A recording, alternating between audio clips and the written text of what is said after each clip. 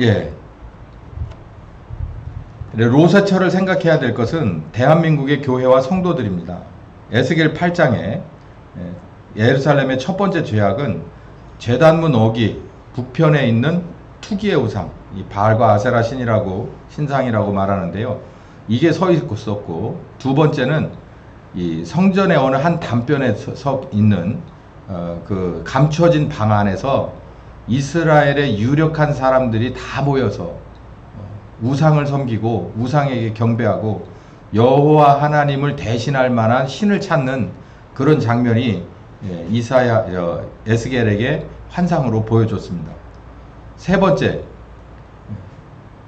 이 단무스를 위해서 애곡하는 일. 이 단무스라고 하는 건 입에 담기 어려운 아주 18금 이상의 아주 나쁜 그들의 문화입니다. 성적인 문화인데요. 이 성적인 문화를 자기네들의 삶의 일부분으로 끌어들인 아주 하나님이 보실 때 정말 사악한 짓이에요. 그리고 마지막으로는 자기들이 나온 이집트를 애굽을 다시 한번 돌아가고 싶은 이 마음이 언제나 그 마음속에 있었던 것. 이게 환상입니다. 환상. 그러니까 현실적으로 성전 앞에 이렇게 서 있고 뭐 이렇다기보다는 하나님 입장에서, 하나님 시점에서 예루살렘 성전, 예루살렘에 사는 거민들의 이스라엘의 그 신앙의 심성을 가만히 분석해 볼 때 네 가지 정말 뺄 수 없는 죄악이 있었다. 하나는 그 당시 그들이 살았던 그 땅, 가나안 7족이 살던 땅을 이어받았던 그 팔레스틴 지방의 토속신인 이 바알신과 아세라신을 섬기는, 그러니까 목축의 신이 아니라 목축하면서 믿어왔던 여호와 하나님, 광야에서 만난 그분이 아니라 그 토종, 이렇게 땅을 벼를 심고 거두고 뭐 밀을 심고 거두고 이렇게 이 사시사철 움직이지 않는 농사를 짓는 농사의 신을 자기네들이 받아들이거나 겸하여 섬기려고 한 이 잘못. 그리고 백성들의 마음에서 그 유력한 백성들의 그 리더급에서 이제 여호와 하나님을 대신할 신을 찾을 때가 됐어. 이게 지금 한국과 똑같아요. 한국 교회와. 세 번째는 단무스. 교회 안에 들어와 있는 음란한 죄입니다. 이 지금 뭐 말할 필요도 없이 성문화에 관해서 우리가 생각하는 그런 정도의 성이 아니라 이 젠더의 무슨 뭐 이런 문제를 지금 우리는 굳이 말할 필요가 없어요. 지금 아주 위험선상에 서 있는 지가 오래됐습니다. 또 우리가 원래 있었던 애굽으로 돌아가자. 그 마음의 고향인 애굽으로 돌아가자.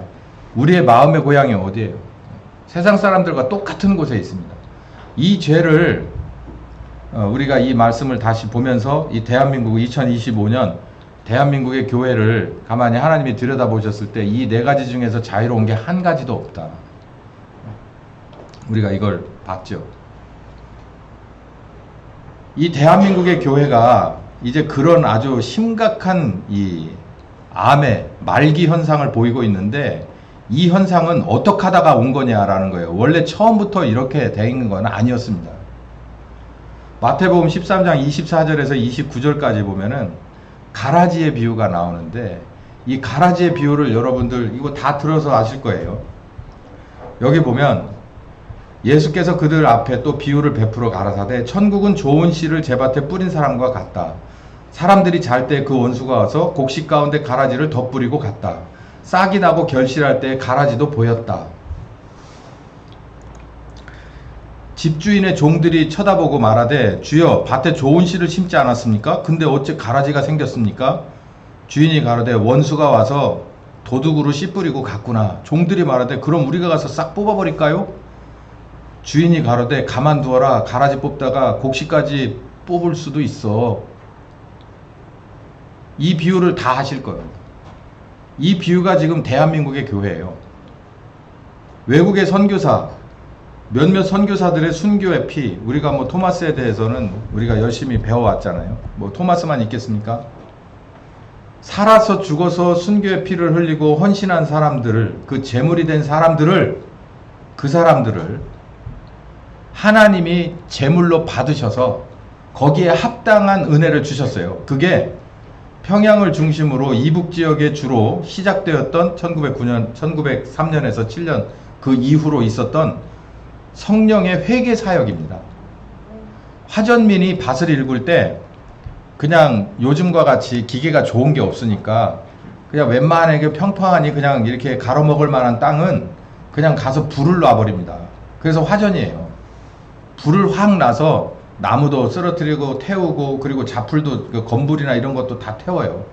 그래서 그거를 그냥 밑으로 그냥 거름으로 쓰면서 거기를 할 수 있는 대로 기경을 해서 거기다가 콩도 심고 거기다가 뭣도 심고 뭣도 심고 그렇게 해서 일군 밭을 화정민 밭이라고 그래요. 이 성령께서도 이 대한민국의 건불밭을요, 이 정말 5,000년 이상 묵은 건불밭을 제가 한 30년 묵은 밭을 봤더니 진짜 기경하게 말도 안 되더라고. 사람 죽게 생겼더라고. 근데 5,000년 묵은 사람 속에 있는 이 죄악의 건불들을 어떻게 해야 여기다가 복음의 씨를 뿌리냐는 거죠. 그래서 일단 순교의 피가 있어야 돼요. 여기에다가 은혜를 줘야겠다라고 하는 근거가 있어야 되니까 재물을 들어서 외국에서 수입을 해온 거예요. 선교사들을. 그래서 순교의 피를 흘렸어요. 정말 말도 안 되는 거죠. 지금으로 보면 정말 아까운 인재들입니다. 우리나라에 왔던 선교사들은요, 그때 당시에 그 수준으로는 정말 어떻게 말할 수 없는, 지금으로서 보면 엘리트 중에 엘리트들이 헌신한 사람들이 거의 대부분이에요.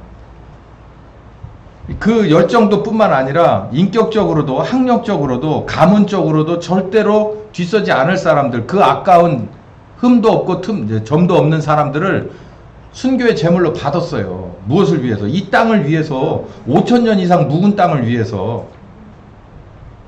그러니 하나님이 정말 사랑이라고 밖에는 볼 수 없는 거죠. 그리고 정말 하나님을 사랑한 그 제자들이 와서 하나님의 사랑 때문에 자기들이 죽은 나라가 바로 여기에요. 그래서 제가 이 나라를 하나님이 포기 못한다는 얘기예요. 이걸 어떻게 세운 나라인데. 그 성령께서 오셔가지고 한 번에 불을 질러버렸습니다. 뭐를? 복음의 씨앗을 뿌리려면 첫 단계가 회개거든요. 회개. 내가 뭐가 문제구나라는 걸 알아야 돼. 필요성을 알아야 믿던지 말던지 할 거 아니에요. 그래서 성령께서 오셔가지고 그냥 약이 아니라 그냥 불을 뿌려버린 거예요. 불을. 어떤 불을? 싹 태워버리는 불. 그게 바로 회개의 불입니다. 회개의 불. 그러니까 1903년부터 7년까지 원산과 평양을 중심으로 이 전체가 다 타버렸어요. 한반도 전체가 타버렸는데 그 주제가 뭐냐면 회개입니다. 회개. 유튜브를 잘 찾아보시면 요즘 들어서 추천도 뜨기는 합니다. 근데 평양에 있는 장대현 교회니 어디니 그 옛날 필름들이 쭉 나오거든요. 동양의 예루살렘이라고 말할 수밖에 없는 이유가 거기 있더라고. 그 옛날 필름들, 우리는 그때 뭐 아무것도 없지만 저 선교사들을 보내놓고 거기 와서 촬영기사들이 와서 찍어갔던 것을 그들은 이렇게 기록 보관을 해놓는 게 있어요. 그걸 우리가 또 가가지고서 그걸 또 차입을 해왔는지 카피를 떴는지 그걸 가져다가 이제 보여주는 건데, 그걸 보면 정말 기가 막힙니다. 정말 어떻게 입이 딱 벌어져요. 그 정도로 성령님이 한순간에 그렇게 일을 하세요. 이 재물들을 근거로 해서 그냥 싹 태워버리고 거기에 하나님이 원하는 교회를 짓고 그 가운데서 제자를 길러내고 하는 일이 순식간에 막 일어나기 시작하는데 주제가 뭐였냐면 회개였습니다. 자, 그러면 사탄은 가만히 있을까요? 영적 판이 그렇질 않아요. 하나님이 장기알을 하나 딱 갖다 놓잖아요. 사단도 이게 영물입니다. 영이에요, 영. 그렇기 때문에 하나님이 이렇게 했으면은 다음 수가 어떻게 나올 건지를 알아요. 반대로 사탄이 한 수를 딱 얹어 놓잖아요. 그럼 하나님은 모를까요? 알아요. 얘가 뭐 때문에 여기다가 갖다가 놨구나라는 걸 알아요. 그러니까 성령께서 오셔가지고 싹 불태워버리니까 마귀는 대책회의를 했을 거 아니에요. 이거 어떻게 해야 이 한반도의 복음화를 막을 거냐? 가장 좋은 방법이 뭐냐?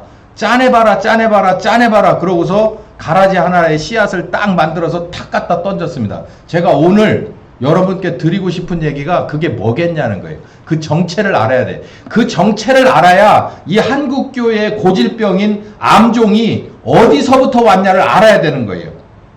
그래야 지금 누가 그 시선이 거기에 가 있기 때문에 하나님의 시선이 거기에 가 있어요. 여러분, 만약에 여러분이 아미발병 하지 말아야 하는데 아미발병을 해서 명의 앞에 갔어요. 그러면 혈액검사부터 시작해서 뭐 한 3종 세트 싹 합니다.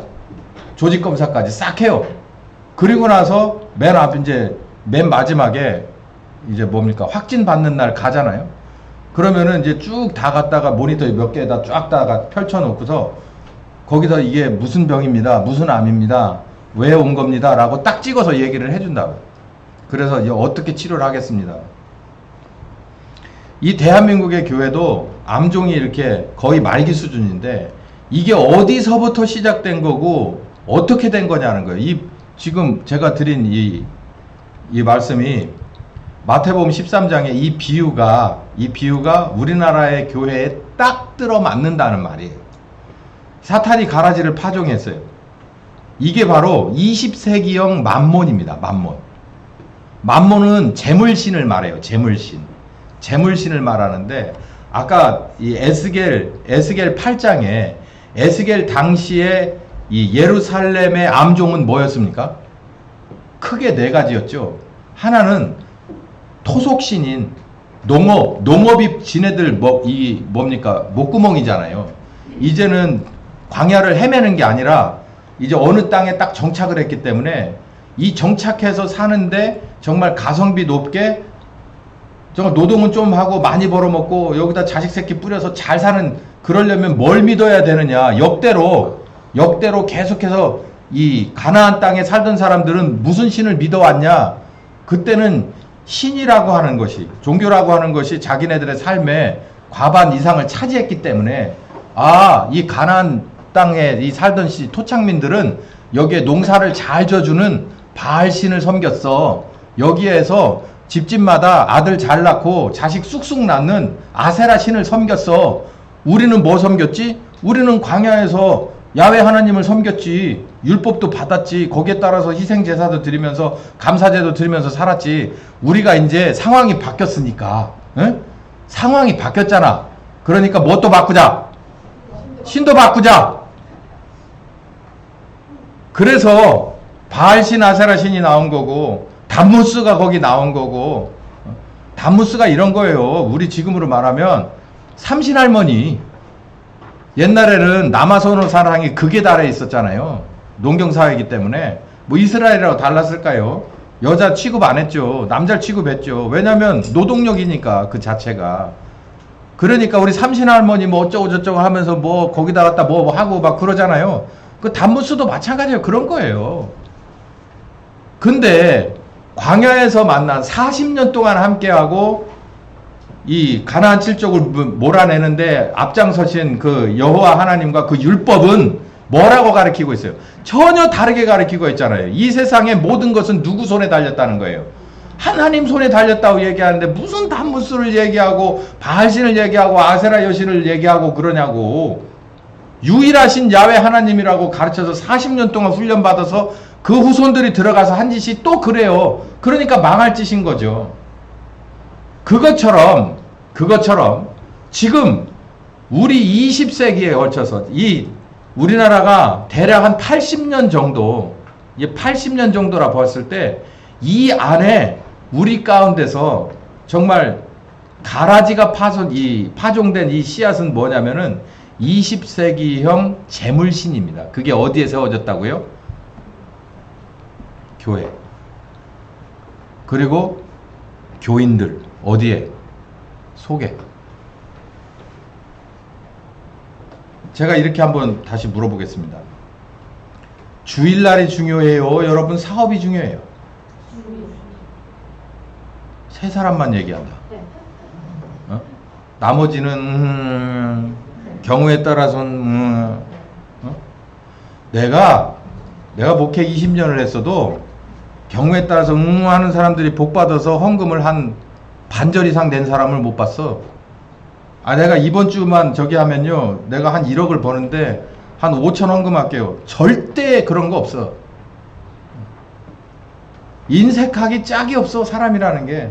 그래 놓고 뭘 잘라 팔기를 그냥 아주 떡 잘라 먹듯이 잘해요. 하나님 거 잘라 먹는 거는 그냥 잘해요. 아니, 하나님이 일주일이 7일인데 며칠 달라는 거예요? 하루 달라는 거예요.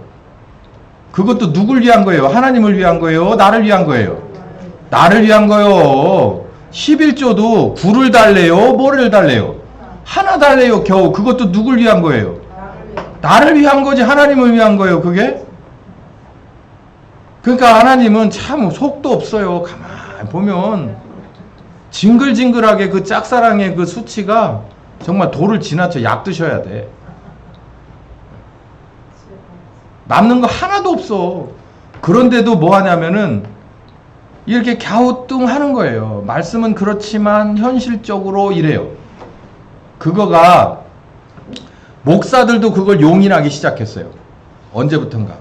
아니 목사 자체의 삶 자체가 그렇게 딱 잘라서 두부모 자르듯이 이것은 기고 이것은 아니고가 안 돼. 그러니까 성도들한테도 그걸 못해. 아니 지가 못하는 걸 남한테 어떻게 하라 그래. 그러니까 못해. 그러니까는 답이 뭔지 아세요? 기도하죠. 기도하죠. 기도하죠 소리 나오면은 그거는 모르겠습니다 예요. 모르겠습니다가 기도하죠예요. 다 같이 기도하죠. 모르겠습니다. 알아서 하세요. 유독히 돈이라고 하는 것에 이 만몬 재물이라고 하는 것이 교회에 와서 절대 빠지지 않습니다. 하나님이라는 이름하고 뭐가 같이 나오냐면 꼭 돈이라고 하는 것이 같이 나와요. 돈이 꼭 필요한 건 해요. 우리가 이렇게 한 달을 유지하려면 내려봐도 이거 생각보다 많이 들어가는 돈이 필요합니다. 돈이 어디 땅 파면 나옵니까 진짜? 어디 뭐 비 오면 떨어지면 가져다 주면 돈으로 바꿔줘요? 아니요. 돈은 돈이에요. 돈은 땀이고 어떤 때는 피고 어떤 때는 눈물이에요. 그걸 모릅니까? 알죠? 하나님이 모릅니까? 알죠.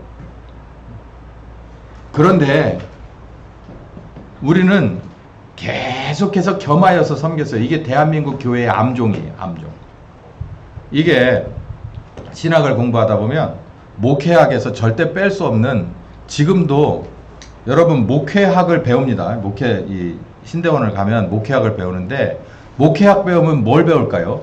여러분 한번 상상을 해보세요. 뭘 배울까요? 목회학 하면 뭘 배울까요? 뭐 신약 하면 신약 공부 배우고 구약 하면 구약 공부 배우겠죠. 근데 실천 신학 중에서 목회학이 있어요. 그 목회하면 뭘 배울까요? 저는 가기 전에, 신학교를 가기 전에 목회학이라는 걸 이렇게 다음 학기에 듣는다 그래가지고 그 이렇게 교육과정 중에서 이렇게 체크해가지고 내고 나서 목회학은 뭘 배울까 되게 궁금했습니다. 뭘 가르칠까 교수가 와가지고. 전 그래가지고 자 우리 예배 인도하는 거 한번 시뮬레이션 해보자. 그래가지고 자 우리 다 같이 묵도하심으로 그러면 전주가 나오고 뭐 이런 건 줄 알았어. 예배학이라고 그래가지고 제가 정말 순진했어요. 그래서 그런 줄 알았는데 이 실천신학 예배학 시간에 뭐가 나오냐면 교회 성장이라는 얘기가 나오네. 쉽게 말하면 교회를 어떻게 키우냐, 교회를 어떻게 키울 거냐. 저는 그때까지만 해도 전 화들짝 놀랐어요. 교회를 키워야 된다고? 전 그런 생각 해본 적이 없어요. 근데 학교에서 그걸 가르치는 거예요. 교회 성장. 그러니까 교회를 왜 키워야 되느냐, 교회 성장하기 왜 필요한 이유, 이게 어디서부터 역사적인 배경, 누가 유명한 사람, 그게 우리나라에 들어와서 어떻게 지금 하고 있어서 그렇게 된 교회가 어떤 교회, 이런 거를 가르치는 거예요. 이게 나중에는 개교회로 막 흩어져서 교회 성장 세미나가 됐습니다. 그 바인드 하나가 막 한 200만원, 300만원씩 갔었어요. 이거 정리해놓은 바인다가. 아니 그렇죠. 아니 200만원, 300만원을 사죠. 왜? 교회가 클 수 있다는데. 그거 사가지고서 보면 그게 핸드북이 되면 교회가 큰다는데. 목사 입장에서 한 사람 한 가정을 전도해가지고 이 사람들을 교회에다 안착시키는 거에만 초점을 맞추잖아요. 그러면 그것처럼 진짜 힘들고 어려운 작업이 없습니다. 왜냐면 이럴만 하면은 트재기 잡고 나가고, 이럴만 하면은 시험 들고, 저럴만 하면은 흔들리고, 이러니까 목회자들이 그런 거 따라다니다 보면은 진짜 이 교회 성장할 만한 비법이 있다고 그러면은 진짜 몇백만 원이라도 가서 그 세미나 듣죠. 이건 제가 만들어낸 얘기가 아니라요. 지금도 있어요.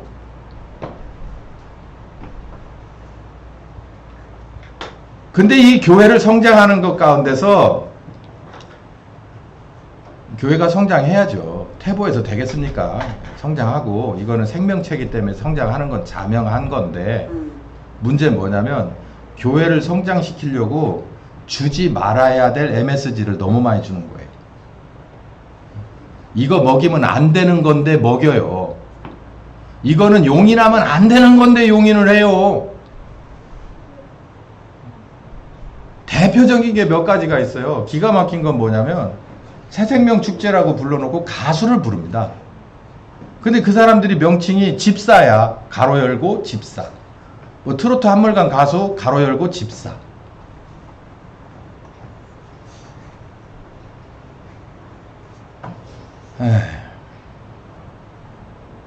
이제 그런 사람들이 교회로 오잖아요.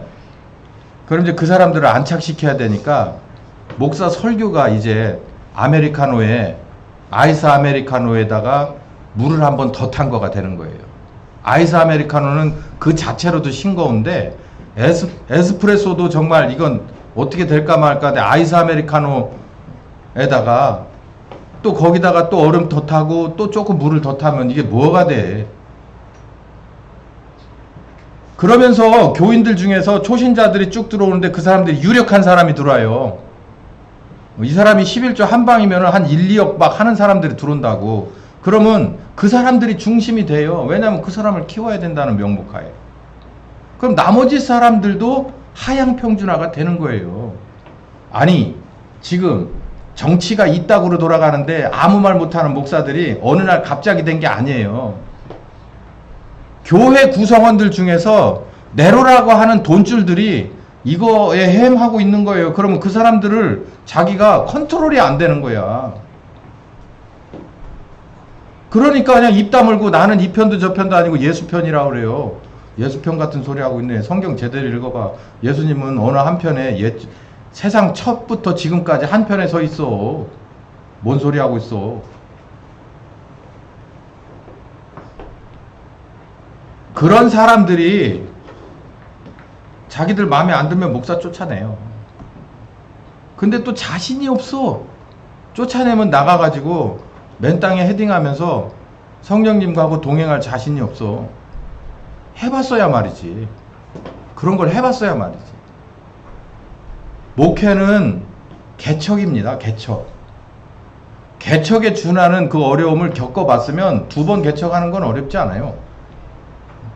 근데 안 해본 사람은 못해요. 왜? 해본 적이 없기 때문에. 그거 하면 죽을 것 같으니까. 아니 개척하다 죽으면 하나님 나라 가면은 잘했다고 칭찬해 줄 거예요. 근데 큰 교회 부임해가지고 똑바로 관리 못하면 그건 어떻게 책임질 겁니까? 연금 받고 은퇴하면 그냥 다인 줄 알아요. 가만히 모임에 가보면. 그래서 나 이거 끝나고 나면 뭐 해야 될까? 뭐 어디다가 집 사고 땅 사고 다 계획이 분분해요. 결국 여기 이별하고 하나님 앞에 설 텐데 그때 가서 계산이 복잡해요. 저는 그렇게 봐요. 근데 그분들은 걱정 안 해요. 내가 주의 이름으로 목사도 했으니까. 이게 지금 우리나라가 여기까지 오게 된 20세기형 만몬 우상입니다. 이게 교회에 언제부터 뿌려졌다고요? 성령운동 일어날 때부터 들어갔어요. 그때부터 들어갔어요. 그래서 이게 그때는 숨도 못 쉬고 있다가 이게 성령운동이 점점 식어가니까 뭐가 생기는 거예요? 목사들한테 필요가 생기는 거예요. 교회를 키울 방법이 없어. 성령운동이 막 그렇게 뜨겁게 회개운동이라는 건 여러분 회개 매일같이 합니까? 제가 말씀드리는 회개는 양말 벗어서 막 이렇게 가래침 닦고 하고 막 하는 이런 미쳐버리는 회개를 매일같이 해요? 아니에요. 그거는 한 시즌입니다. 어떻게 매일같이 그 회개만 하고 있어요? 회개의 터만 닦으려고 하면 안 되죠. 그 다음 단계로 나가야지. 제가 오늘 아침에 기가 막힌 꼴을 봤어요. 여기 이 집사 내외가 오면은 제가 늦게 자고 아침에 일찍 일어납니다. 원래 늦게 자는 건 제 습관이고 일찍 일어나는 건 얘들 습관인데 오늘 아침에 땀을 빨빨 예배하고 흘리고 나서 가가지고 이제 샤워를 하려고 쓱 들어가는데 최 집사가 애를 데리고서 그 이빨을 닦게 시키는 거예요.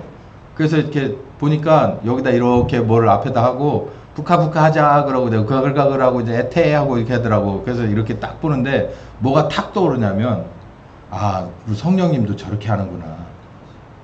우리를 놔놓고 일마다 때마다 아프면은 잠 못 자고 그리고 마음 상해가지고 막 흔들리면 잠 못 자고 그걸 어떻게든 돌봐서 다시 소생시키고 그리고 이게 봐요. 애들 봐요. 얘들 사람 맞잖아요.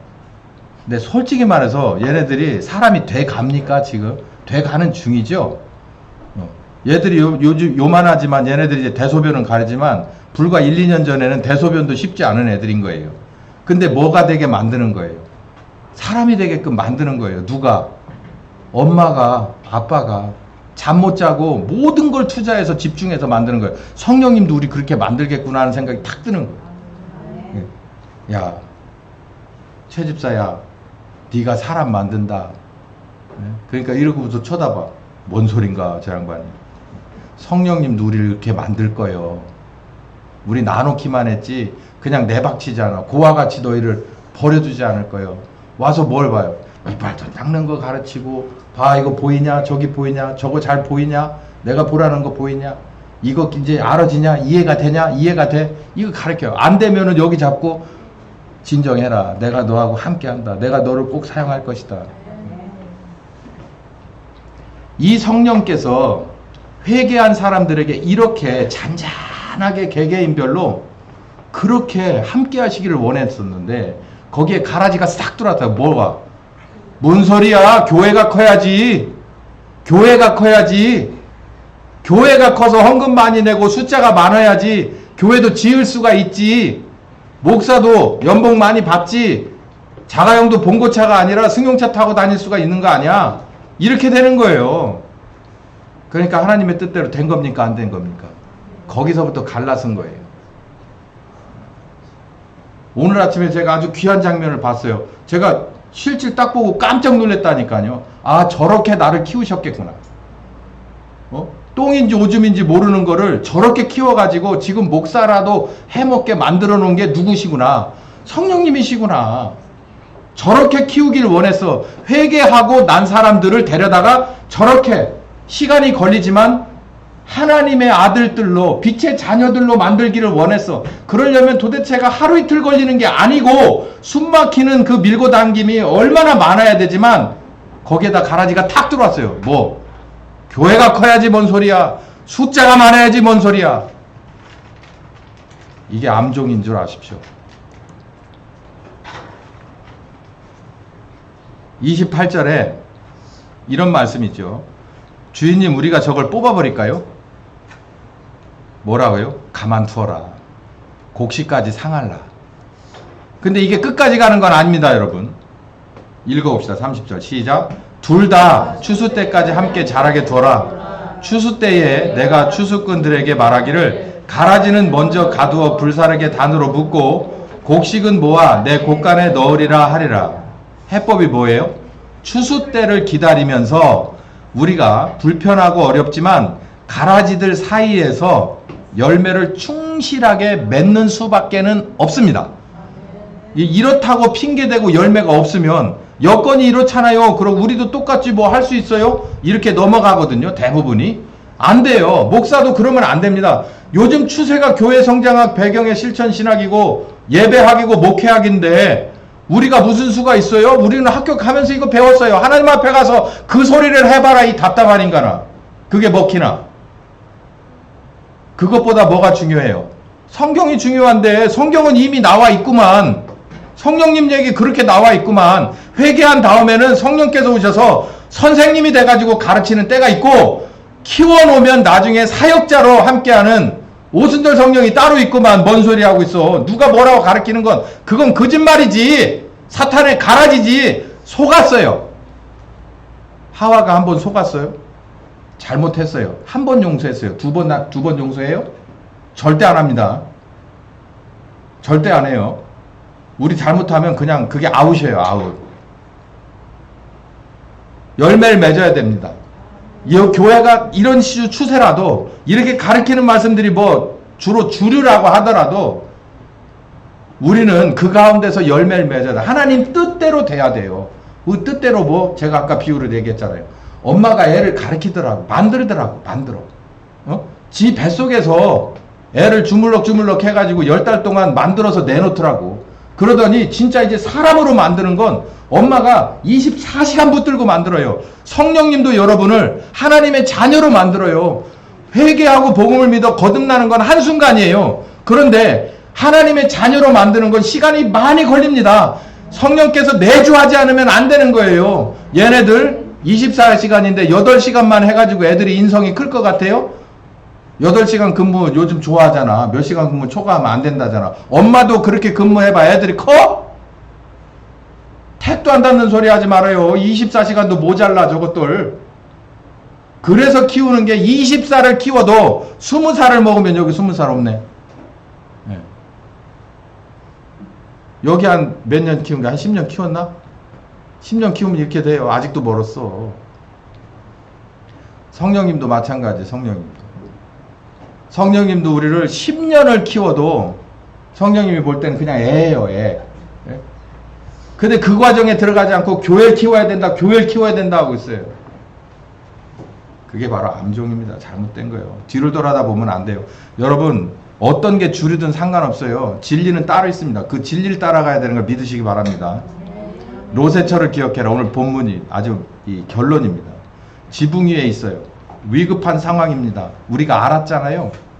그러면 모든 것을 다 우선순위를 싹 바꿔야 돼요. 싹 바꿔서 세간 가지러 만약에 딴짓을 한다?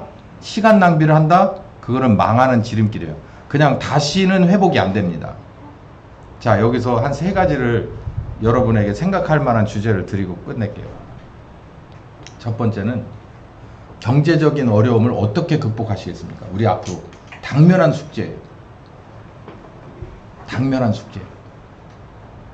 아주 쉽게 말씀드릴게요.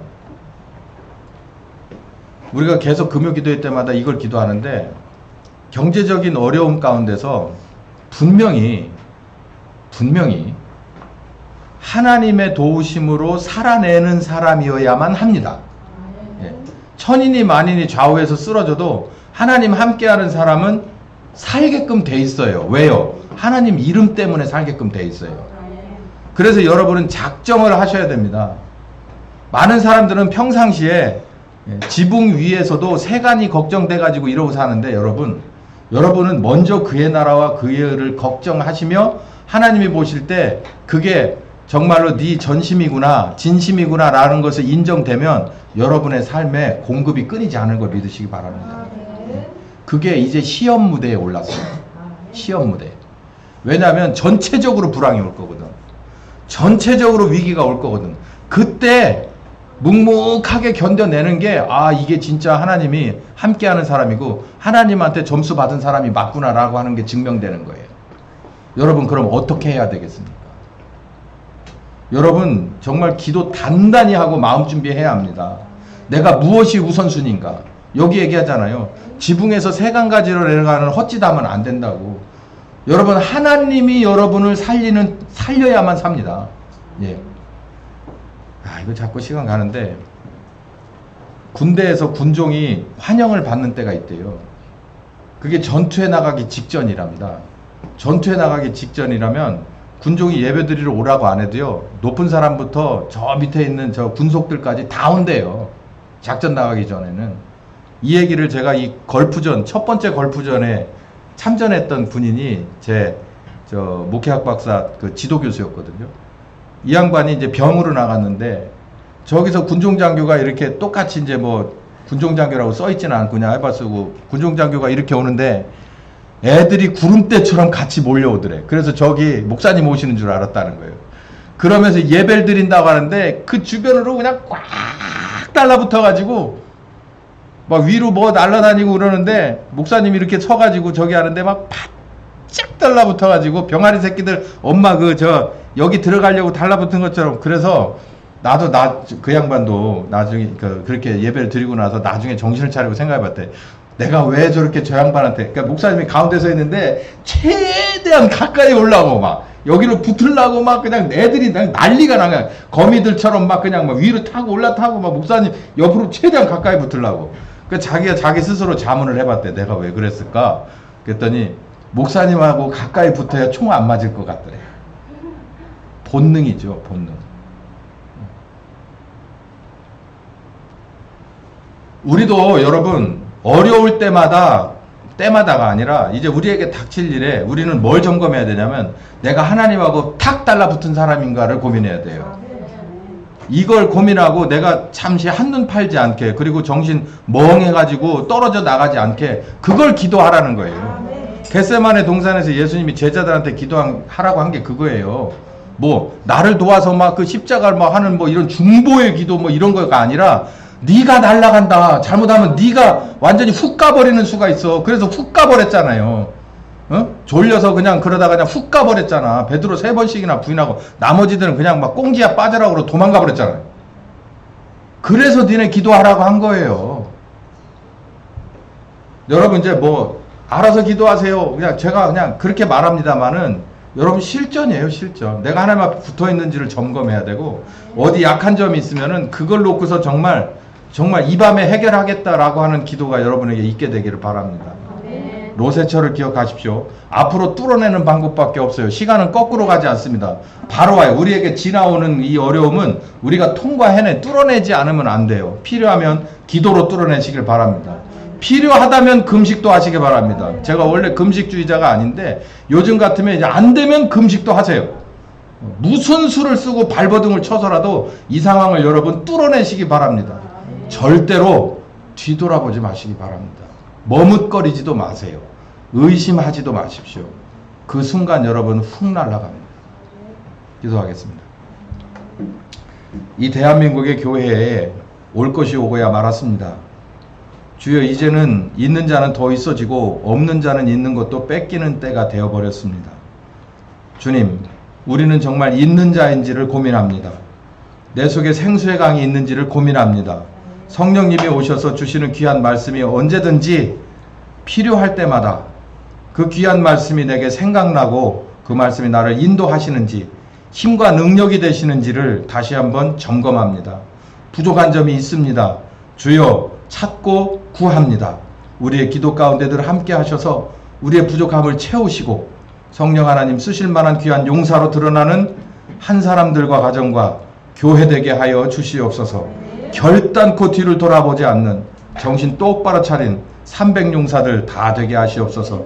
예수님의 이름으로 기도했습니다. 아멘.